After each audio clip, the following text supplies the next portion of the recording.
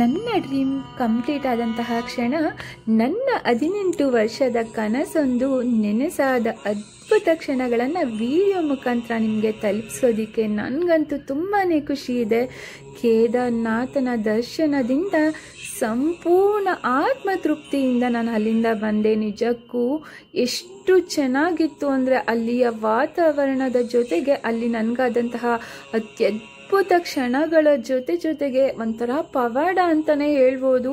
ನೀವೀಗ ನೋಡ್ತಿದ್ದೀರ ಸ್ನೋಫಾಲ್ ಕೂಡ ಆಗ್ತಿತ್ತು. ನಾನು ಹೋದಾಗ ಈ ಒಂದು ವಿಡಿಯೋ ಮುಖಾಂತರ ಸಂಪೂರ್ಣ ವಿವರಗಳೊಂದಿಗೆ ನಿಮ್ಮ ಜೊತೆ ನಾನು ಶೇರ್ ಮಾಡ್ಕೊಳ್ಳಿಕ್ಕೆ ತುಂಬಾ ಖುಷಿ ಆಗ್ತಿದೆ. ನಾನು ನಿಮ್ಮ ಪ್ರೀತಿಯ ಭಾವಜೀವಿ ಭಾವನಾ. ಹಾಗಿದ್ರೆ ಫುಲ್ ವಿಡಿಯೋ ನೋಡ್ಕೊಂಡು ಬರೋಣಂತೆ ಬನ್ನಿ. ಇದು ಗೌರಿಕೊಂಡದಲ್ಲಿ ಬಿಸಿಲಿನ ಬುಗ್ಗೆ ಕೂಡ ಅಂದರೆ ಬಿಸಿಲಿನ ಕೊಳ ಕೂಡ ಇದೆ. ಅಲ್ಲಿ ಸ್ನಾನ ಮಾಡಿ ಇಲ್ಲಿಂದ ಟ್ರೆಕ್ಕಿಂಗ್ ಸ್ಟಾರ್ಟ್ ಮಾಡ್ತಾರೆ. ಇಲ್ಲಿಂದ 16 ಕಿಲೋಮೀಟರ್ ಟ್ರೆಕ್ಕಿಂಗ್, ಅಂದರೆ ಒಂದು ಬೆಟ್ಟ ಕುಸ್ತಿರೋದ್ರಿಂದ ಇನ್ನೂ ಜಾಸ್ತಿ ಕಿಲೋಮೀಟರ್ ಆಗುತ್ತೆ. ಅಲ್ಲಿಂದ ನೀವು 2 ಕಿಲೋಮೀಟರ್ ನೀವು ಜೀಪ್ನಲ್ಲಿ ಶೇರಿಂಗ್ ಜೀಪ್ನಲ್ಲಿ ಹೋಗಬೇಕಾಗತ್ತೆ. ಶೇರಿಂಗ್ ಜೀಪ್ನ ಹೋಗಿ ಅಲ್ಲಿಂದ ನಡೆಯೋಕ್ಕೆ ಸ್ಟಾರ್ಟ್ ಮಾಡಿದಾಗ ನಿಜವಾಗ್ಲೂ 16ರಿಂದ 18 ಕಿಲೋಮೀಟರ್ ಮೇಲೇ ಆಗುತ್ತೆ. ತುಂಬಾ ಮಳೆ ಬರ್ತಿರುತ್ತೆ. ನನಗೆ ಹುಷಾರಿಲ್ಲದ ಕಾರಣ ನಾನು ಟ್ರೆಕ್ಕಿಂಗ್ ಮಾಡಲಿಕ್ಕೆ ತುಂಬಾ ಇಷ್ಟ ಇತ್ತು. ತುಂಬ ಫೀವರ್ ಇದ್ದ ಕಾರಣ ನಾನು ಕುದುರೆನಲ್ಲಿ ಹೋಗ್ತಿದ್ದೀನಿ. ಸೊ ನಾನು ಹೋಗಿದ್ದು ಬೇಸಿಗೆ ಕಾಲ ಆಗಿರೋದ್ರಿಂದ ಅಷ್ಟೊಂದು ಪ್ರಾಬ್ಲಮ್ಸು ನನಗೇನು ಆಗಲಿಲ್ಲ. ಆದರೆ ವೆದರ್ ಇದೆಯಲ್ಲ, ನಿಮಿಷಕ್ಕೂ ಮಳೆ, ನಿಮಿಷಕ್ಕೂ ಮೋಡ ಕವಿದ ವಾತಾವರಣ, ಅಂದರೆ ಸ್ನೋಫಾಲು ನಿಜವಾಗ್ಲೂ ಅದ್ಭುತವಾಗಿತ್ತು ಅಂತಲೇ ಹೇಳ್ಬೋದು. ಏಕೆಂದರೆ ಅದ್ಭುತ ಕ್ಷಣಗಳ ಖುಷಿಯ ಜೊತೆಗೆ ನಮ್ಮ ಪಯಣ ಸಾಗಿತ್ತು. ಒಂದು ನಿಜವಾಗ್ಲೂ ನೋಡ್ತಾ ಬೆಟ್ಟ ಗುಡ್ಡ ಸಂಧಿಗಳ ಮಧ್ಯೆ ಒಂದೊಂದು ಫಾಲ್ಸ್ಗಳು, ಒಂದೊಂದು ನದಿಗಳು ಹರಿತಾ ಇರೋದನ್ನು ನೋಡೋದೇ ಒಂದು ಕಣ್ಣಿಗೆ ಹಬ್ಬ ಅಂತಲೇ ಹೇಳ್ಬೋದು. ನಿಜವಾಗ್ಲೂ ಖಂಡಿತ ಜೀವನದಲ್ಲಿ ಹೋಗಿ ಬರಲೇಬೇಕಾದಂತಹ ಒಂದು ಅತ್ಯದ್ಭುತ ಸ್ಥಳ ಅಂತಲೇ ಹೇಳ್ಬೋದು. ಹಾಗೆ ನಮ್ಮ ಹಿಂದೂ ಧರ್ಮದ ಸಂಪ್ರದಾಯದಲ್ಲಿ ಅಂದರೆ ಏನು ಚಾರ್ಧಾಮ್ ಯಾತ್ರೆ ಅಂತ ಹೇಳ್ತೀವಿ, ಈ ಕೇದಾರನಾಥನನ್ನು ನೋಡ್ದಲೇ ಇದ್ದರೆ ಚಾರ್ಧಾಮ್ ಯಾತ್ರೆ ಕಂಪ್ಲೀಟ್ ಆಗೋದೇ ಇಲ್ಲ. ಏಕೆಂದರೆ ಅತಿ ಮುಖ್ಯವಾದ ನಮ್ಮ ಹಿಂದೂ ಧರ್ಮದ ದೇವಸ್ಥಾನ ಇದೆಯಲ್ಲ, ಅಬ್ಬಾ ನಿಜವಾಗ್ಲೂ ತುಂಬಾ ಚೆನ್ನಾಗಿತ್ತು. ತುಂಬ ಅದ್ಭುತ ಕ್ಷಣಗಳನ್ನು ನನಗೆ ತಂದುಕೊಡ್ತು ಅಂತಲೇ ಹೇಳ್ಬೋದು. ಈ ಯಾತ್ರೆ ಅಂತೂ ಇದೆಯಲ್ಲ, ಜನ್ಮ ಪೂರ್ತಿ ನೆನೆಸ್ಕೊಳ್ಬೇಕು ನಾನು. ಅಂಥ ಒಂದು ಅದ್ಭುತ ಕ್ಷಣಗಳನ್ನ ನಾನು ಅಲ್ಲಿಂದ ನನ್ನ ಮನಸ್ಸಿನಿಂದ ತಗೊಂಡು ಬಂದೆ ಅಂತಲೇ ಹೇಳ್ಬೋದು. ನೋಡ್ತಿದ್ದೀರಲ್ಲ ಸುತ್ತಮುತ್ತ ಸ್ನೋಫಾಲ್ ತುಂಬಿದ ಬೆಟ್ಟಗಳು ಕಣ್ಣಿಗೆ ಹಬ್ಬನೇ ಅಂತ ಹೇಳ್ಬೋದು. ಅಷ್ಟು ಚೆನ್ನಾಗಿತ್ತು. ನನ್ನ 18 ವರ್ಷದ ಕನಸು ಕೂಡ ಇಲ್ಲಿ ಪೂರ್ತಿ ಆಯಿತು ಅಂತಲೇ ಹೇಳ್ಬೋದು. ಹಾಗೆ ನೀವೀಗ ನೋಡ್ತಿದ್ದೀರಲ್ಲ ಎಷ್ಟು ಚೆನ್ನಾಗಿದೆ ಈ ಬೆಟ್ಟಗಳ ಸಾಲು. ಅದ್ರ ಜೊತೆಗೆ ನಾವು ನಡೆಯೋದಿದೆಯಲ್ಲ, ನಿಜವಾಗ್ಲೂ ತುಂಬಾ ಚೆನ್ನಾಗಿತ್ತು ಅಂತಲೇ ಹೇಳ್ಬೋದು. ಖಂಡಿತ ಒಮ್ಮೆ ಎಲ್ಲರೂ ಹೋಗಿ ಬನ್ನಿ ಅಂತ ಹೇಳ್ತೀನಿ. ಪ್ರತಿ ವರ್ಷ ಅಕ್ಷಯ ತೃತೀಯದಂದು ಬಾಗಿಲು ತೆಗೆಯುತ್ತಾರೆ. ಅನೇಕ ಪವಾಡಗಳನ್ನು ಹೊಂದಿರುವಂತಹ ಈ ದೇವಾಲಯ 6 ತಿಂಗಳ ಕಾಲ ಬಾಗಿಲನ್ನು ಮುಚ್ಚಿರ್ತಾರೆ. 6 ತಿಂಗಳ ದೇವರ ಗರ್ಭಗುಡಿಯೊಳಗೆ ಇಟ್ಟಿರುವಂತಹ ದೀಪ ಖಂಡಿತ 6 ತಿಂಗಳ ಕಾಲ ಹಾಗೆಯೇ ಉರಿಯುತ್ತಿರುತ್ತದಂತೆ. ಹಾಗೆ ಕೈಲಾಸ ಪರ್ವತದ ನಂತರ ಶಿವನ 2ನೇ ವಾಸಸ್ಥಾನವೆಂಬ ಉಲ್ಲೇಖವಿದೆ. ಹಾಗೆ ಶಿವಪುರಾಣದಲ್ಲೂ ಇದರ ಮಹಿಮೆಯ ಉಲ್ಲೇಖಿಸಲಾಗಿದೆ. ಇಲ್ಲಿ ಸಾವನ್ನು ಪಡೆಯುವವರು ನೇರವಾಗಿ ಸ್ವರ್ಗದ ಬಾಗಿಲನ್ನು ಪ್ರವೇಶಿಸ್ತಾರೆ ಅಂತ ಕೂಡ ಹೇಳ್ತಾರೆ. ಹಾಗೆ ಇಲ್ಲಿನ ಇತಿಹಾಸ ಏನಪ್ಪ ಅಂದರೆ, ಕುರುಕ್ಷೇತ್ರ ನಡೆದ ನಂತರ ಪಾಂಡವರು ಬಂದ ಮೊದಲನೆಯ ದೇವಸ್ಥಾನ ಅಂತ ಕೂಡ ಹೇಳಲಾಗುತ್ತದೆ. ಅಂದರೆ ಇದರ ಇತಿಹಾಸ ತುಂಬಾ ದೊಡ್ಡದಿದೆ. ಪಾಂಡವರು ಶಿವನನ್ನು ಅರಸಿ ಬರುವಂತಹ ಸಂದರ್ಭದಲ್ಲಿ ಶಿವನು ಎಲ್ಲಿ ಕಾಣದೇ ಇದ್ದಾಗ ಈ ಸ್ಥಳಕ್ಕೆ ಬಂದರು ಅಂತ ಕೂಡ ಹೇಳ್ತಾರೆ. ಇದರ ಇತಿಹಾಸ ಮುಂದೆ ಹೇಳ್ತಾ ದ್ವಾದಶಲಿಂಗಗಳಲ್ಲಿ ಇದು ಕೂಡ ಒಂದಾಗಿರುವಂಥದ್ದು. ಹಾಗೆ ಶಂಕರಾಚಾರ್ಯರು ಆದಿಗುರು ಶಂಕರಾಚಾರ್ಯರೆಂಬ ಬಿರುದನ್ನು ಪಡೆದಂತಹ ಶಂಕರಾಚಾರ್ಯರು ನವೀಕರಿಸಿದಂತಹ ದೇವಸ್ಥಾನ ಕೂಡ ಹೌದು. ಹಾಗೆ ಈ ದೇವಸ್ಥಾನದ ಹಿಂಭಾಗ ಶಂಕರಾಚಾರ್ಯರ ದೇವಸ್ಥಾನ ಕೂಡ ಇದೆ, ಅಲ್ಲಿ ಕೂಡ ಒಮ್ಮೆ ಭೇಟಿ ಮಾಡಿ.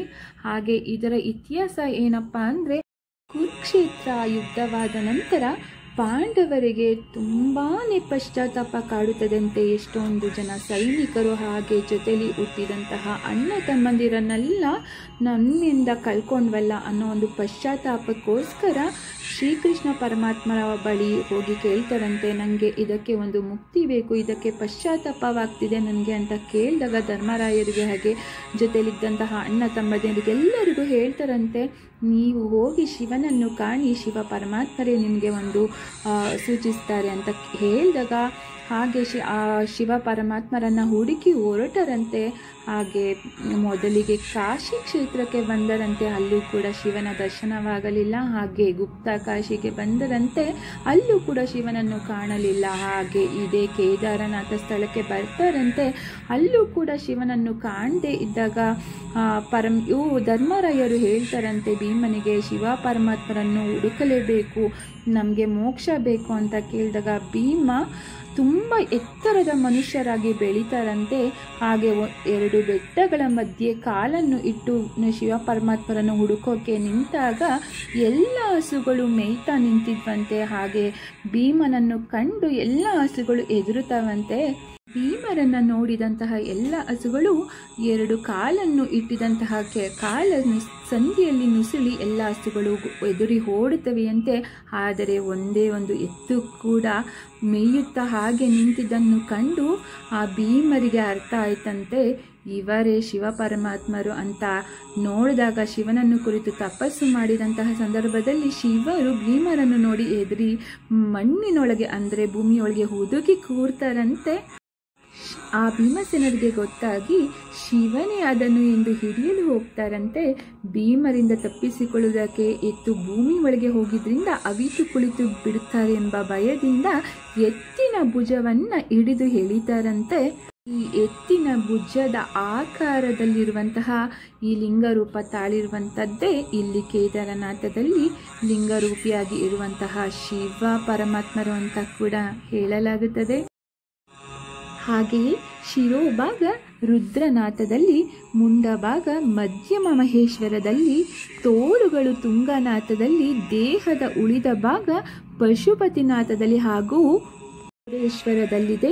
ಶಂಕರನು ಪ್ರತ್ಯಕ್ಷನಾಗಿ ಪಾಂಡವರಿಗೆ ಆಶೀರ್ವಾದ ಮಾಡ್ತಾರಂತೆ, ನಿಮ್ಮ ಪಾಪಗಳೆಲ್ಲ ಕಳೆದು ನಿಮಗೆ ಪುಣ್ಯ ಸಿಗಲಿ, ಹಾಗೆ ಸ್ವರ್ಗಾರೋಹಣವಾಗಲಿ ಅಂತ ಆಶೀರ್ವಾದ ಮಾಡಿ ಕಳಿಸ್ತಾರಂತೆ. ಹಾಗೆ ಕೇದಾರನಾಥನನ್ನು ನೋಡದೆ ಬದ್ರಿನಾಥ ನೋಡಿದರೆ ನಿಜಕ್ಕೂ ಪುಣ್ಯ ಸಿಗುವುದಿಲ್ಲ ಎಂಬ ಪ್ರತೀತಿ ಇದೆ. ಕೇದಾರನಾಥ ದೇವಾಲಯವು ಸಮುದ್ರ ಮಟ್ಟದಿಂದ 3580 ಮೀಟರ್ ಎತ್ತರದಲ್ಲಿರುವಂಥದ್ದು. ಹಾಗೆ ಇಲ್ಲಿ ನಿಮಿಷಕ್ಕೊಮ್ಮೆ ಪ್ರಕೃತಿಯ ಬದಲಾವಣೆಗಳನ್ನು ನಾವು ಕಾಣ್ಬೋದು. ನೀವೀಗ ನೋಡ್ತಿದ್ರೆ ಎಷ್ಟು ಮಂಜು ಮುಸುಗಿದ ವಾತಾವರಣ ಕಾಣಿಸಿದೆ. ಹಾಗೆ ಸ್ನೋಫಾಲ್ ಕೂಡ ಬೀಳ್ತಿತ್ತು. -8 ಡಿಗ್ರಿ ಚಳಿಯಲ್ಲಿ ನಿಜಕ್ಕೂ ತುಂಬಾ ಕಷ್ಟ ಆಗ್ತಿತ್ತು ಉಸಿರಾಡಲಿಕ್ಕೂ. ಹಾಗೆ ಆಮ್ಲಜನಕ ಕೂಡ ಅಂದರೆ ಗಾಳಿ ಕೂಡ ತುಂಬಾ ಕಡಿಮೆ ಇರುತ್ತೆ, ತುಂಬ ಪ್ರಾಬ್ಲಮ್ಸ್ ಆಗುತ್ತೆ. ಸುಮಾರು ನಾನು ಹೋದಾಗ 2-3 ಜನ ನನ್ನ ಕಣ್ಮುಂದೆ ಡೆತ್ ಆಗಿದ್ದನ್ನು ನಾನು ಕೂಡ ನೋಡಿದ್ದೇನೆ. ಹಾಗೆ ಪಾಂಡವರ ವಿಗ್ರಹಗಳನ್ನು ನೀವು ಇಲ್ಲಿ ನೋಡ್ತಿದ್ದೀರ, ಇದು ಕೂಡ ಒಮ್ಮೆ ನೋಡ್ಕೊಂಡು ಬನ್ನಿ ಅಂತ ಹೇಳ್ತೀನಿ.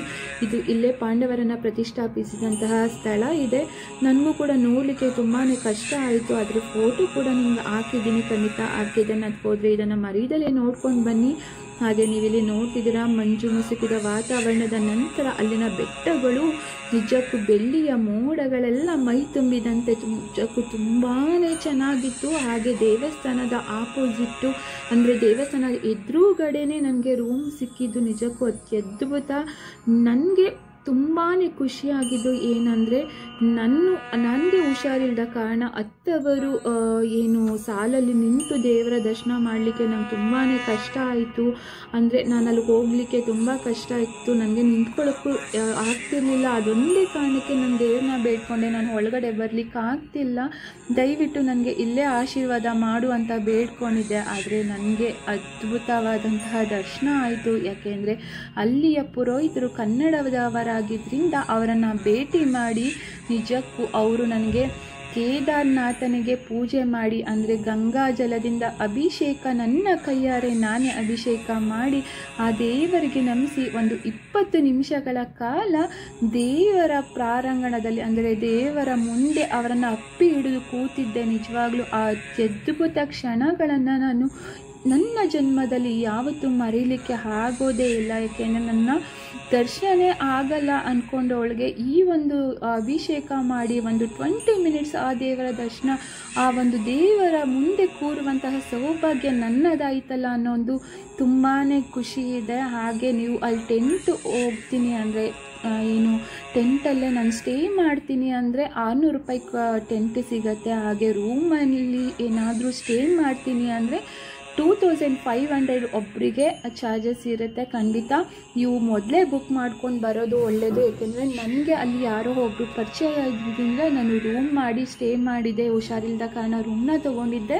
ಹಾಗೆ ನೀವಿಲ್ಲಿ ನೋಡ್ತಿದ್ದೀರಲ್ಲ, ಆ ಕುದುರೆಲಿ ಹೋಗಬೇಕಾದ್ರೆ ಹೇಗೆ ಬೆಂಗಳೂರಲ್ಲೆಲ್ಲ ಟ್ರಾಫಿಕ್ ಜಾಮ್ ಆಗುತ್ತೋ ಹಾಗೆ 2 ಅವರ್ 3 ಅವರ್ 5 ಅವರ್ವರೆಗೂ ಕುದುರೆ ಜಾಮ್ಗಳಾಗುತ್ತೆ. ಅದೇ ಥರ ಕುದುರೆ ಮೇಲೆ ಕೂತಿರ್ಬೇಕಾಗತ್ತೆ. ಅಷ್ಟು ಒಂಥರ ಡಿಫ್ರೆಂಟು ಒಂಥರ ಮನಸ್ಥಿತಿಗಳು ಡಿಫ್ರೆಂಟಾಗಿ ಇರುವಂತಹ, ನಿಜಕ್ಕೂ ಅತ್ಯದ್ಭುತವಾಗಿರುವಂತಹ ಮನಸ್ಸಿನ ಖುಷಿಯ ಜೊತೆಗೆ ನಾನಲ್ಲಿ ತುಂಬಾ ಅನುಭವಗಳನ್ನು ಪಡ್ಕೊಂಡೆ. ಹಾಗೆ ಏನು ದೇವಸ್ಥಾನದ ಹಿಂದೆ ಭೀಮಶಿಲೆ ಅಂತ ಕೂಡ ಇದೆ. ನೀವೀಗ ನೋಡ್ತಿದ್ದೀರಲ್ಲ, ಅದೇ ದೇವಸ್ಥಾನದ ಹಿಂದೆ ದೊಡ್ಡ ಭೀಮಶಿಲೆ ಇದೆ.